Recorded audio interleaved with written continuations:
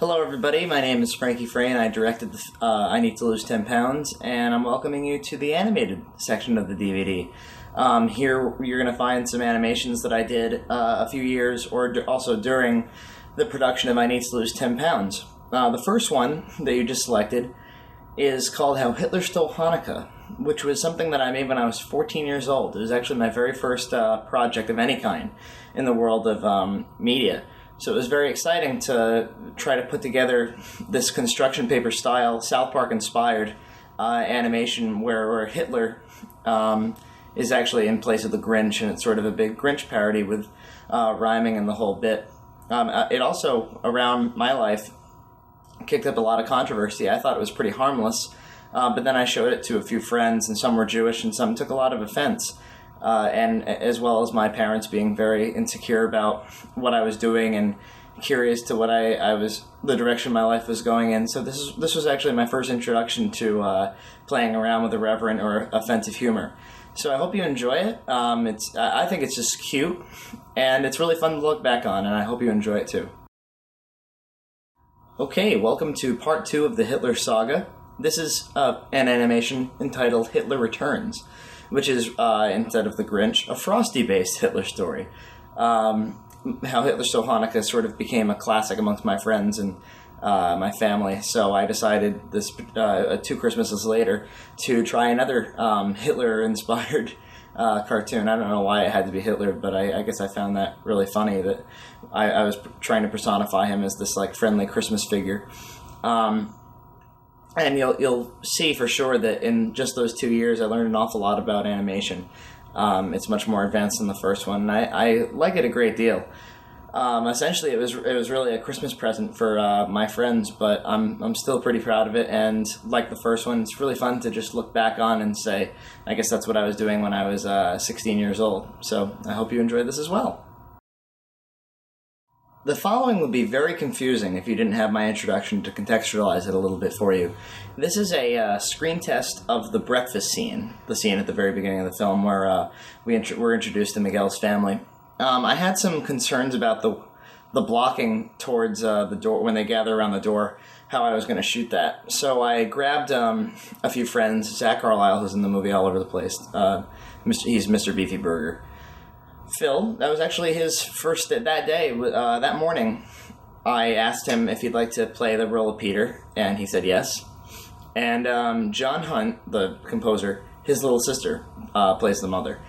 And it's Nina on sound, and me on camera. We just kind of tried to block it out, and it was no one was off book or anything. It was just trying to understand how the scene would be shot and get me a better idea of what I'm going to do on the actual day.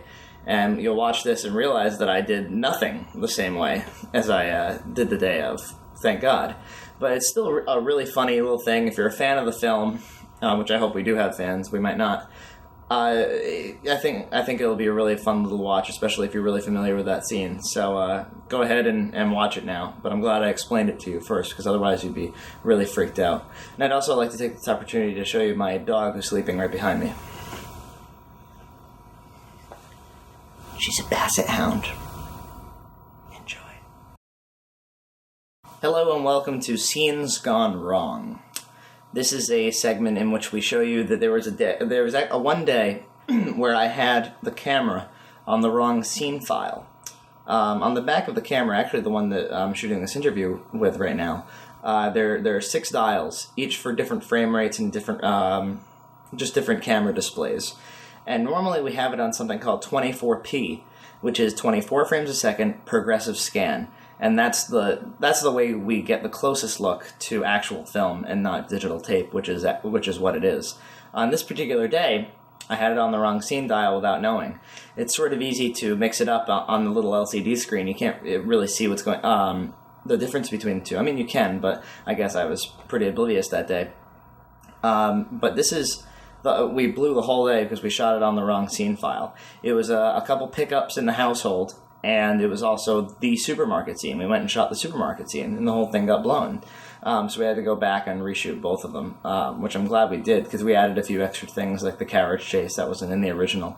But on the disc, we have just the regular just a playthrough of all the household scenes that got screwed up. Then we have the supermarket scene screwed up. And then we have a comparison, so you can see the difference between the two. And actually, right now, I'll show you. Right now, we're in 24p mode, and I'll change the scene file for you. Just a moment now.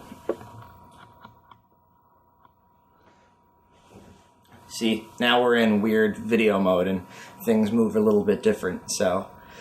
Well, you get the idea. Go ahead and watch it. I'll stop talking. Thank you for selecting Lord of the Rings by George Lucas. This is a cartoon that I'm very proud of. I co-animated and co-wrote with Corey Huntington, who, in I Need to Lose 10 Pounds, plays Silly Wonka and the Beefy Burger Kid, and he also co-wrote I Need to Lose 10 Pounds with me. This was a cartoon made out of sheer hate and sheer passion. It was right after Episode 2 came out, the George Lucas's infamous prequels, and we were both very disgusted by it. And coercedly, we were in a video class in high school, and our teacher he had seen some of the South Park versions of Star Wars trailers and things like that, and was like, "You guys should try to make a South Park Star Trek thing." I don't think he knows the difference between Star Trek and Star Wars, but anyway, that's not part of the story. But instead of just doing that, which we'd seen all over Star Wars fan fiction sites and things like that, we said, let's attack the hell out of George Lucas. And at the same time, the prequels were coming out, Lord of the Rings films were coming out, and I think Two Towers was the one that had just come out. And we fell in love with the Lord of the Rings trilogy, so we were saying, and we had talked about how Lord of the Rings could have been very easily fucked up, if not careful. And George Lucas, who's hailed as this great director, imagine if he was put at the helm of Lord of the Rings.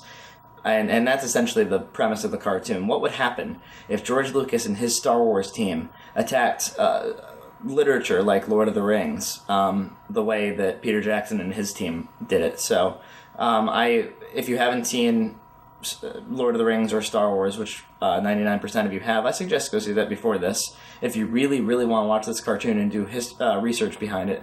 But otherwise, it was fun to animate. It's almost all talking heads, so it took about 3 months of just animating mouths, just like O's and ahs and E's, and that drove me completely insane. But Corey and I both do all the voices, and I really like this cartoon. It won second place in the New England High School Video Competition, so we were pretty proud of that too.